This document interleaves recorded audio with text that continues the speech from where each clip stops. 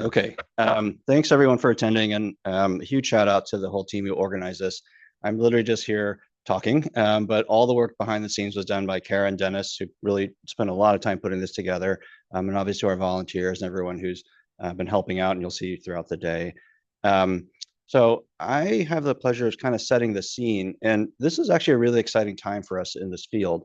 Largely, I'm going to say not because of surgery, but all the things that are happening around it. And we obviously participate in all this, but these are all things that we have to think about as we function as a team to help take care of patients like yourselves. Um, so, it's hard to deny that we're sitting right next to a championship great across the street. By that, I mean the Warriors. So our last championship was in 21-22, and hopefully we'll have a chance to make a run again. But I'm reminded of this every day that I leave the hospital. I stare at this building and I go, "Huh, what a great team! So lucky to be here." I think that every day while I'm at work, when I think about the team that I get to interact with, and I think about the great building that we have, which has meant a lot actually. This building was put up about 5 years ago. Many of you may not have remembered what it was like before, just running around town and kind of seeing people everywhere. And consolidating that has been great, which has also been great for our team. So you'll see all the folks today who we work with every day, who touch all the lives of the patients that we see. So my task today is to talk about some of the changes that have come about. And keep in mind, this perspective is that I've been doing this for about 18 years now. And for the 20 years before me, and maybe the first 10, we had some interesting things happen, but in terms of actual treatment changing events, there were very few. We had cetuximab come about in 2006, which was a EGFR, like a targeted drug. But it turns out that when compared to cisplatin in certain settings, the old drug that we had, it was really not much better. So we had ideas of how we should be treating things in a more selective way, but we couldn't really actualize them because we didn't have the drugs, we didn't have the technology. So I want to talk about three particular use cases. So anaplastic thyroid carcinoma, cutaneous squamous cell carcinomas, and head and neck squamous cell cancers, which is the more common. And there's this idea that this Kuhn cycle is sort of more of a businessy type thing. But the idea is that you have an idea like pre-science, right? Someone tries this one drug or does something in the lab and sees something. Then you publish a paper saying, "Oh, there's this drug. We tried it in one patient." Everyone looks at that one and goes, "Yeah, that was one patient. What are we going to do with that?" But then as it sort of comes around, more people try it because they're like, "Well, we got nothing else. Let's give this a try." Then you develop a whole clinical trial around it. Then you do this in a national fashion. You do it randomized, and then all of a sudden you go, "This is better, and we should be doing this." And so these are three cases where we've actually made it around the cycle. And to do that in the past, 5 to 7 years is actually kind of amazing that all this has happened in this short period of time. So I just want to kind of share that excitement and set the stage for you.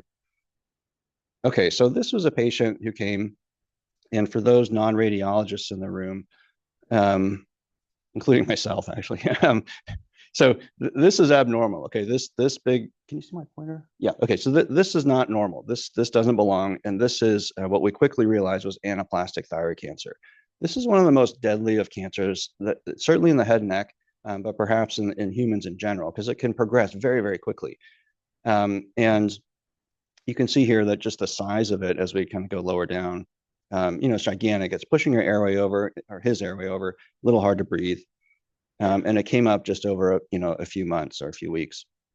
So again, this is fairly rare, thankfully, but the survival is not very good. The survival on average is about 5 months once you have this diagnosis. And in 1 year, only about 20% of people are around, and it's very unusual to last past 2 years. And we don't really know of any risk factors why this happens. It usually starts with a kind of normal thyroid cancer, and then it develops into this more aggressive variant. So this is just a snapshot of 6 years ago. What did it look like? So this is a large database of all the patients who had thyroid cancer in the US, about 1,500 of them in this study. And you can see here that, cursor's frozen. Okay, well, nonetheless, you see the curve and you see the x-axis at 12 months, and that's a year. So you can see that's where that number comes up. About 20% of people are still around. And most people, pass away from their disease in the first year. So keep that curve in mind, okay? So something happened, and in 2021, we have these guidelines where experts get together and they talk about what's the state of the union, state of the art for anaplastic thyroid cancer, and this is where things started changing. We sort of make a joke that this is like the Bible of anaplastic thyroid cancer. Anyway, it's just medical humor. Okay, so this is complicated, but what happened now is that we developed this understanding that there's a gene, no pointer. Okay, bottom left. Sorry, see that BRAF V600E? So this is a particular gene that is mutated in a certain way. And basically what we realized is that if you have this mutation, there's now a set of drugs that we can try for this. And so we thought, okay, we've done this before, right? EGFR, we've had all these targets. We thought this could work. But in this group, we really have nothing else to do. So I thought, every patient who gets this, we should try this because we don't know. And so these two drugs, dabrafenib and trametinib, these are two drugs that target that BRAF mutation. Okay, so it tries to get rid of that mutated gene to help fix things. And basically what can happen is that if they get excellent response, we might be able to operate on them and take this thing out. And that giant thing, if it shrinks down, maybe we have an opportunity. And then we can think about what to do afterwards with either chemotherapy, radiation, or even other continued drugs. And so this was one of the early studies. So you think about that cycle, kind of spinning around. We're still on kind of the right-hand part of that. But this is in 2023, and that 57 patients who actually had this mutation underwent this treatment. Now, if you can follow this along at the top, there's about 250 patients, right, that they treated. Many of these patients actually did not have this mutation. So it's not that everyone with this cancer has it. So we're dealing with a smaller subset, maybe about a third of patients, something like that. And in those patients of the 74, 57 actually made it to get to treatment. And if you look at that, 32 of those 57, so greater than half, got to a point where they could have surgery. And then basically, this is the treatment response. Okay, so we call this a waterfall plot. And what this means is that 0 is the tumor at its current size, and then there's a percent shrinkage, right? How much did it shrivel up, essentially? And so you can see the patient on the way right, they had 100% response. So basically, you could not see the tumor after they were treated with these two drugs, okay? And then look at the plot of all the other patients, right? Many of them were 75, 50% like shrinkage. So the tumor kind of shrunk by that dimension based on the CT scan. And so, usually we use a cutoff of somewhere around 30% just arbitrarily to say that's a good response. We're happy with that. So by and large, most of these patients had what we consider to be a very reasonable, good response. And again, consider the alternative. We have nothing else to give these patients. Okay, so remember that survival curve. So this is their survival of these patients. Now, if you look at on table A, that bottom line, that curve. Now, remember before at 12 months, that large database was about 20% of people around, right?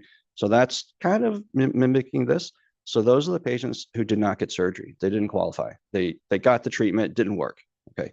Now look at that top line, the dark line at the top. Those are patients who got treatment and made it to surgery. Look at that survival, right? Like 75%, 60, and this is long term. So at 5 years, there's still, a group of patients who are doing fine, like 75% of them almost. Compare that to the other one where 20%, maybe at best. And so this has really been a game changer for us so that, now the goal is essentially, this is complicated, but we have now added a little bit of immunotherapy along the mix because we think that will actually boost it. So they get dabrafenib, trametinib, and pembrolizumab. And then we basically give that for a few cycles, make sure that they respond, and if they get to a point where they actually can undergo surgery, then we operate. And, of the patients, we know at least half to 60% probably will make it to that.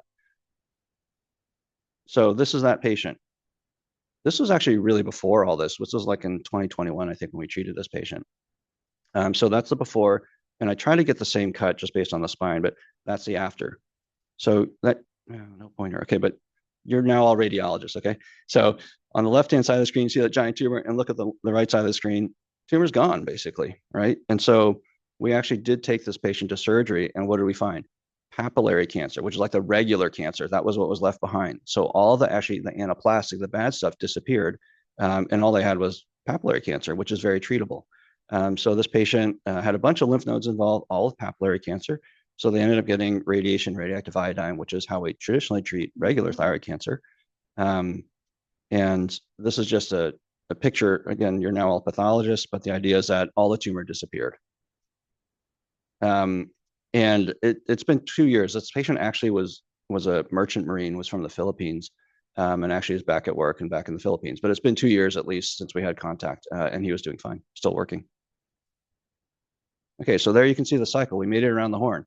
We're back to now the paradigm change at step 5 for this. So this is something we check. The moment someone comes in with this diagnosis, we get a rapid BRAF test. And if they're BRAF, we start it right away. And then we keep monitoring them and then hopefully get to surgery. Kind of exciting, isn't it? So, I mean, to take something like, again, we see it rarely, but when we see it, we go, oh, this patient is doomed. And now suddenly we have hope, right? We know if that comes back positive, we can do something meaningful for them. Okay, so likewise, all right, I see many of you eating breakfast, so I apologize. There's a couple photos in here that may not be, I'm warning you, all right? Okay, second most common skin cancer, a lot of people have this, okay? But the idea is that most of them are very small and you can like scrape, burn, and just treat it and it's not a big deal. We see the ones that are particularly nasty because these are the ones that have spread the lymph nodes or giant coming out of the skin that need more help than just a simple dermatologist could take care of. So, in that sense, many patients actually do succumb to this disease, but not relative to the 600,000 cases, maybe like a low number, 4,000, but that's still 4,000 too many. Okay, so these are patients who came maybe the one on the left was maybe 5 years ago, and the one on the right was maybe about 3 years ago. But it's harder to appreciate on the left-hand side, but that was actually burrowing deep towards the ear canal into the parotid gland. So this would have been a big surgery, remove most of the ear, get the parotid gland, drill out the bone behind it, knowing that we're probably going to have positive margins because it was very infiltrative. And the patient on the right, we'd have to take the whole lip out essentially. And then reconstructing the lip is very challenging to put it back and actually function because, it's the part that prevents saliva from coming out, allows you to, swallow, make a seal.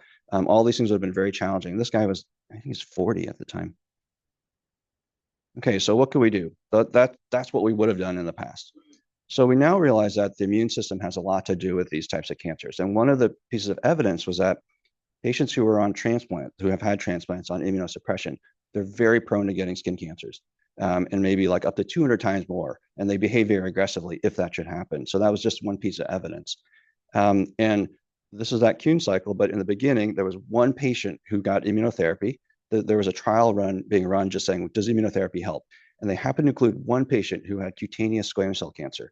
And basically had multiple surgeries, chemotherapy, radiation, all these things, had metastasis, got the immunotherapy. And it's kind of hard to see, but so you see on the left side, there's that kind of hollowed out area. And then on the right side, it's kind of filled in. So basically, this was a complete response. It just replaced by scar. And so after that, we realized, hey, maybe we could treat these more advanced cancers with this drug, cemiplimab, which is a form of immunotherapy. And so the idea is that, okay, we don't have to get into this too much, but there's a natural way that our immune system is supposed to attack, foreign things. And cancer cells, while they are your own, they can be identified as foreign. If there's enough changes in it, then it should be able to recognize and say, that cell doesn't belong, and then it can go fight it. But cancers actually have a way of blocking that interaction and saying, okay, I'm going to hide from the immune system. And so what these drugs do, it simply unlocks that key and says, okay, here, see these cells? Then now you can go after them. So the idea is just trying to limit this kind of built-in hiding mechanism that cancers have. And so in the expansion studies, it was published in 2018, so 2 years after that initial study, they took patients with advanced disease, metastatic disease, all skin cancers. And this is that waterfall plot that I've now trained you to look at. So if we draw a 30% line, you can see that maybe 70, 80% of people had some response over 30% shrinkage. And some people had dramatic responses where literally like those 3 at the end, where no cancer left. Oh, so that little box basically said that most patients, I think about 8% of patients had to stop because of toxicity. So 92% were like, hey, we can tolerate this, no big deal. So the side effect profile is quite low. So this study, which now I'll say is we're hitting the bottom part of that cycle, we're going, hey, let's do a big trial, figure out when we can use this. And so you can imagine that when we first envision these trials, you don't just say, let's just give it and see what happens, right? You want to give it in the context of something that is a stepwise fashion where, you can study it, learn from it, but also make sure you treat people, that you don't just try things that might have a 10% efficacy and then think, okay, that didn't work, but that's not good for the 90% of those people, right? So in this, the design was basically get 4 doses and then go to surgery, okay, and see what happens, okay? So these patients got 4 doses and there's that waterfall plot, and this one has that little dotted line of, response. And somewhere around almost 70% of patients had either complete response. So in other words, these patients, they went to surgery, took out the cancer, they looked under the microscope, no cancer. So that was 50% of patients. And then the other 13 to 15% had major response. What that means is that only 10% of the cells actually had cancer left in them. So like 90% of the cancer dissolved. So this is amazing, right? So we can now take patients. And so again, this was with 4 cycles. So we don't know if we gave 8 or if we gave 12, if we gave 20, could we just avoid surgery? What would have happened? So there's a lot of questions still, we're still kind of figuring out that cycle now, but now our new baseline is, this is what we start with, right? We should be giving this for those advanced cancers, give 4 rounds of this and then reevaluate for surgery. Okay, so that patient, it's a little hard to appreciate, but basically went to this. Okay, so this guy was, I think, 90. And he was like, Doc, do I really need surgery? I was like, I don't know, right? I mean, you've responded really beautifully. The scans just show some scar tissue. So I stuck, I mean, at least for like 5 visits, I was biopsying him every time, sticking needles in, taking punch biopsies just to see like, okay, if we have cancer, then we should go. If not, maybe we can hold off. I stopped doing that after about 2 years. And then we just follow him, we get some scans and nothing has changed. So it's been about 5 or 6 years now. And thankfully he's doing fine, but no cancer, right? So this was I'm not saying this is what we do, but this is kind of now possible and reasonable, right? Whereas before you go, what else could we do? We'd have to do this, really aggressive surgery. And I know you're waiting for the lip guy too now. I skipped that. No, I'm kidding. Okay, so that was him. That was after treatment. So again, I've biopsied him multiple times. It's always negative. And so the only thing we might consider doing is doing like a V resection just to reform his lip, just so we get rid of all the bumpy stuff, almost like for cosmetic reasons, not for cancer reasons. So what a dramatic change, right? So even if this were cancer and we had to cut that out, it's a very different surgery. It's a very different reconstruction. He's going to maintain the function of that lower lip. It's going to look fine. And he can suck through a straw and eat normally. So all those things would be different, very different for this guy. We haven't done any surgery yet because we're still kind of waiting, but he's done fine. Okay, how am I on time? I think I'm doing okay. Okay, so what about head and neck cancer? So this is what affects most of the folks in this room and other people that we all know. We're getting there.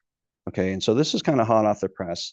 It says 2019, but actually this is the initiation of this study was to start this. So that was like 6 years ago. So now the study has occurred. So basically what we're doing here is we're giving pembrolizumab, one of these immunotherapy agents, prior to the normal surgery that we would do for these head and neck cancer patients. So these are patients who were designed to undergo surgery. And so the scheme is that they get 2 rounds of the pembrolizumab and we randomize, like flip a coin, because we don't know this is better. But there's then a group that does not get the 2 rounds of immunotherapy prior to treatment. Then they go through the surgery. And then there's a group that gets immunotherapy afterwards, after their normal radiation and things, and a group that didn't get that.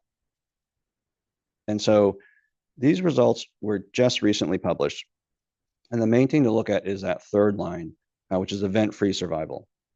What that means is any sign of cancer, whether it's come back in the tongue, come back in the neck, or come back, in the lung. And basically that this is kind of flipped, but the event-free survival at 52% means nothing happened for 52%. Or for those patients, sorry, check that. The average time to which anything happened is 52 months. So at 52 months, most of these patients had nothing happen versus in the pembrolizumab arm, that was only 30%, was 30 months. Okay, so the idea is that basically we have a huge reduction in the number of events occurring in the patients who had the 2 rounds of immunotherapy and who got the immunotherapy afterwards. So the tough part of this study is that we don't know, is it because they got it early or because they had that tail like 15 rounds after? And so these are things that we're trying to look through this data very carefully and figure it out, but it's a tough analysis. But the idea is that we're seeing a signal. And actually, this is the first time we've truly seen this signal in curable patients. So in other words, patients who are going to undergo surgery. Before, all the immunotherapy we've done in these studies has been if they have metastatic disease or really difficult to treat disease where we can't radiate effectively, can't operate effectively. And there we're seeing the signal. But now we're saying, let's bring this earlier. We should be doing this a little bit sooner. So now this is becoming our standard, where pretty much most people who are undergoing surgery of any significant extent, we're giving immunotherapy prior to surgery, and then going into surgery thinking that, okay, we've got some data behind us to say that this is now better. So again, we're still figuring out, but this seems to now be the standard. Okay, so it's changing rapidly. We have targets, better targets now, and we have drugs that actually work. So what it means though is that I've just talked about, I think, well, okay, the first case was making surgery easier. The next two cases, well, the second case was maybe avoiding surgery, but certainly making it easier. And the third case was making surgery, not necessarily changing the surgery, but changing the outcome. Okay, but the point is that these all occur as a team, right? So I'm not giving immunotherapy. I'm not deciding who should get, BRAF inhibitors or things, but essentially I have to understand what's happening in this context and work with our team to say, okay, I think we should do this. Let's try this. And, as a group together, we come together and meet to discuss. And so part of it is also being open to change. So you read these studies, you participate in them. So we have many trials ongoing, as you all know. And then we can then actually make these changes and make them real. So these are all patients that I've seen, in the past couple of years. And now I think of these patients differently, right? Based on those three simple studies, or not so simple, but studies that we just kind of reviewed, I can now look at this and go, I'm going to treat you differently than I would have just 5 years ago, 7 years ago. So what a difference that has made just in the past few years. Okay, so the bridge actually was sort of like a gateway, right? It was meant to be a beacon of hope. And I hope that for these three cases, these use cases, actually, you can now understand how we have this, and we hopefully share this with you all and implement it to make things better for everybody. But I'm open to any questions, but thanks for being here, and those of you online as well. But it's really a time of change. So thanks so much for being part of it and for being such wonderful partners. Thank you. Yeah, so the question online is whether we do studies on salivary cancers. The answer is yes. So I personally have a research interest in it. So I run a lab where we're studying some of the basic mechanisms of that cancer, of those cancers. But then there's certain ones where they're susceptible to various treatments and trials. So yes, we do, but it depends on the type. So salivary cancer, there's like 20 different kinds of cancer. And so they all have different reasons and why they arose, also different levels of aggressiveness. So for particular kinds, we have targets. And so we're undergoing trials for those. There's others that we don't have great targets. So those we have to go back to the lab and figure out what can we hit, or why did this cancer emerge? What is its susceptibilities? So yeah, all that is ongoing. Yeah, so the question is whether immunotherapy can be used as a preventive measure and almost like a vaccine. So there's actually a few different lines of immunology and ways we can tweak the immune system. So you mentioned vaccines. So for example, the biggest example we have that in head and neck cancer is HPV. Right. So if you can vaccinate against HPV as a kid, then you might be preventing a bunch of cancers that would have happened that you just never knew about. Right. So at the moment, and that would be a truly preventive vaccine. There's an idea there could be therapeutic vaccines. So could we boost the immune system to, for example, HPV? Because that just doesn't belong. Right. We don't need to have HPV in our bodies. Right. Then there's a set. If you think about other cancers, those cancer cells, like I said, are very similar to your own. So we don't want to trigger the immune system to fight something that is so close to you that it might actually cause like an autoimmune type of response. So this is the downside to immunotherapy in the, not the vaccine sense, but in the therapeutic sense of what we just talked about, that those side effects often are autoimmune in nature. And so it can trigger things like causing a lung inflammation or colon inflammation or pancreatitis or these sorts of things. So we're not at the point where we feel that that risk benefit ratio is so high that we might cause diabetes in you, but maybe we prevent the cancer. So we're still early on, but the idea is that what's kind of amazing about it all is that drug, like this idea of checkpoint inhibition, this class of drugs, it was almost a shot in the dark. Like we just tried it because for many patients we had nothing better. So now what's happened is there's a whole set of drugs that are coming out in partnership with that checkpoint inhibition drug. So combinations, things that we can tweak, and our understanding of the immune system is much better. It's still not where it needs to be. So I think at the moment, we're not quite ready to give it prophylactically, so to speak, or preventively, but we wait and see if it happens. But the idea is that in a way, if you think about it, if the immune system has something to fight, it's better at getting it because it has a memory then of what happened, right? And so we're still relying on the immune system to have that memory. So if there's something where, a new cancer arises, then's the time to treat it, theoretically, right? Because then it knows what to go after. Whereas if you give it just in the absence of any signal, it might get confused, right? And maybe it'll kind of actually trigger some autoimmune things that we don't want to happen. Yes. So in that comparison, I didn't give a flip number of like what percent of people can tolerate really hard, high dose, chemotherapy. That number might be 40, 60%, depending on the study, cannot tolerate those long term. Whereas immunotherapy is probably single digits, like 8 to 10% of people develop side effects to the point where they're like, this is too hard. We have to like pause or, give it a break. So relatively speaking, yes, it's pretty unusual. but not so unusual that we don't see it. So, that 10% rule is about correct. Yeah, so I love the fact that I'm answering questions about immunotherapy, first of all. So as a non-expert, yes. Okay, so I'll give you the basics. If you have an autoimmune condition, you should not get immunotherapy. If you're on immunosuppressants, like you had a transplant and you're on, immunosuppression for your kidney, actually for the kidney, sometimes you have to make a choice, right? Like you could get it and it might mean that the kidney is going to fail and you go back on dialysis. But for example, if you're a lung or heart transplant patient, we're not going to give you immunotherapy, because the fear of then, causing rejection would be too high. So those are kind of the two major groups. But aside from that, most people are eligible. Okay, again, as a non-immunologist or non-oncologist, I believe the answer is not really. Aside from those two groups that we just discussed, most of the times we do it, and most of the times we're successful. Most people can tolerate it. There's also probably a thing where you can understand that these side effects are occurring, and you give it a hold, give it a pause. There's some drugs you can try to combat some of those symptoms or those signs, and then maybe try to restart it. But I don't think there's a great predicting test that we can do ahead of time to know that. You said glioma, not a cancer I usually treat. And I do know there's some studies undergoing similar to on the head and neck cancer side, where they're using immunotherapy, immunomodulating agents for that as well, though.